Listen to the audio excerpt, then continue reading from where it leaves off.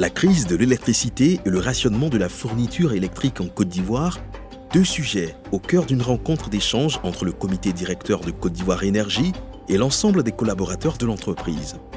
C'était le vendredi 28 mai 2021, à la salle de la conférence du siège de la Confédération générale des entreprises de Côte d'Ivoire. 4 termes dans les esprits: responsabilité, engagement, sens du devoir, éthique et transparence. Et dans cette situation, l'entreprise a décidé de jouer carte sur table. L'un des nœuds de cette crise touche avant tout l'exploitation et la commercialisation concédée à la compagnie ivoirienne d'électricité. Et à ce niveau, Ambroise Dja, le directeur en charge de l'exploitation, l'a réaffirmé. Le rationnement est une réalité et ses causes sont connues. C'est vrai qu'on a bien planifié, on a programmé, mais il y a des impondérables, comme la Covid, qui a eu un impact mondial sur tous les circuits commerciaux et sur tous les déplacements. Et donc ça a causé un retard principalement sur les projets attendus cette année. À fin mars 2021, on a constaté au niveau de l'exploitation de la gestion du système au dispatching que le stock d'eau qui était à notre disposition ne permettait pas d'arriver à bon port, c'est-à-dire à l'entame des apports hydrauliques qui devraient commencer en juillet 2021. Les choses se sont empirées à partir de fin avril, puisque fin avril, on a eu encore une avarie sur une de nos grosses machines, 140 MW. Et donc, vous comprendrez après, dans la gestion de cette crise-là, pourquoi il y a eu des étapes. Mais face à cela, Côte d'Ivoire Énergie est à la tâche avec l'implication de tous les acteurs du secteur. Les leçons à tirer, c'est surtout dire qu'il faut tout faire pour que les projets soient réalisés dans les délais. On a beau faire donc une planification, même si elle est bonne, si les projets ne sont pas faits dans les délais, ça ne peut pas marcher. Et dans les délais, c'est-à-dire c'est les financements et donc c'est l'exécution. Donc voilà un peu ce qu'il faut retenir. L'autre élément, c'est qu'il faut accélérer les projets en cours.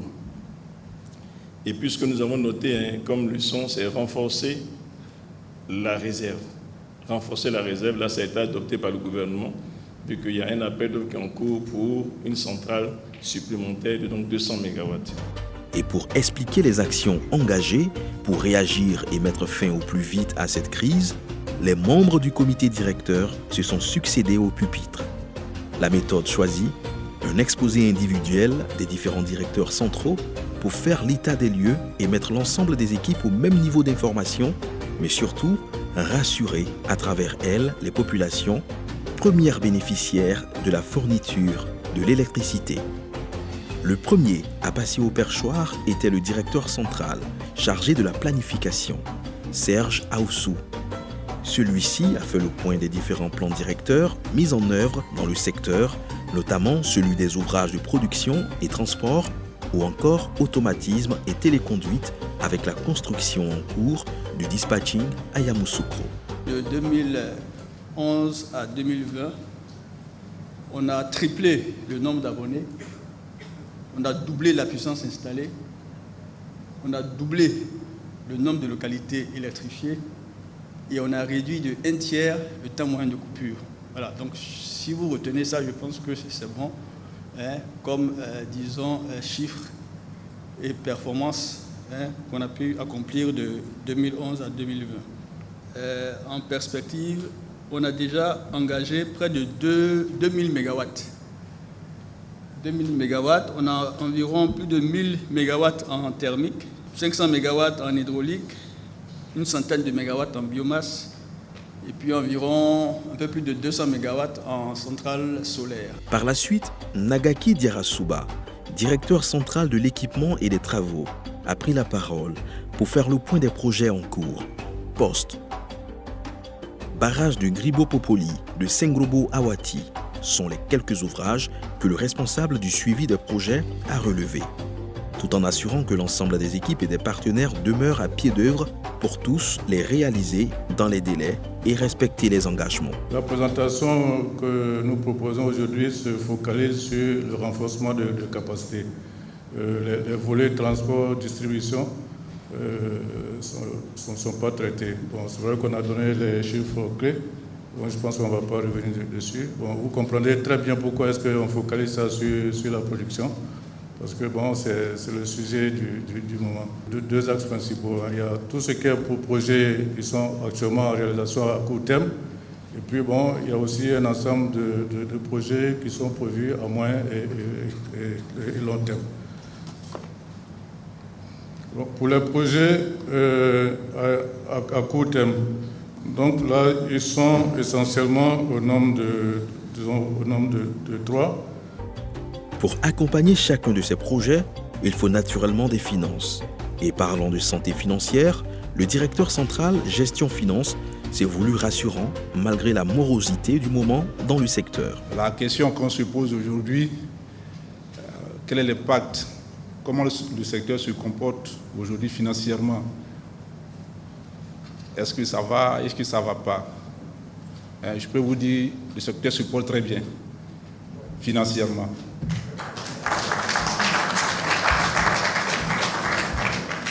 La crise dans la fourniture de l'électricité revêt, au-delà des finances et des aspects purement techniques, un enjeu communicationnel.